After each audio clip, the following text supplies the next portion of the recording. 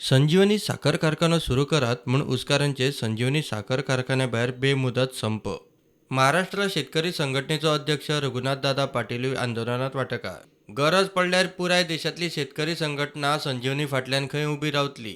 आता आमची भूमिका एवढीच आहे की देशाला इथेनॉलची गरज आहे, साखरेची गरज आहे आणि गोव्यामध्ये ऊस उत्पादकही भरपूर आहेत. त्यामुळं हा कारखाना चालू झाला पाहिजे या मताचे आम्ही आहोत. गावोगाव फिरून आम्ही गोव्यातील जनतेला हा कारखाना कसा आवश्यक आहे हे पटवून देऊ आणि केवळ गोव्यातल्या नाही तर संबंध देशभरच्या शेतकरी संघटना, मी सिफाचा राष्ट्रीय अध्यक्ष आहे, त्याचबरोबर महाराष्ट्रातील शेतकरी संघटनेचा अध्यक्ष आहे.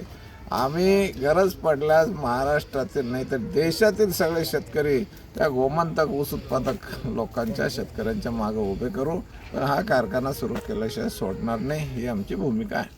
संजीवनीचेर काँग्रेस सरकाराकडच्यान श्वेतपत्रिका मागता. येता ते विधानसभा अधिवेशनात खंय संजीवनीचो इश्यू काडटले.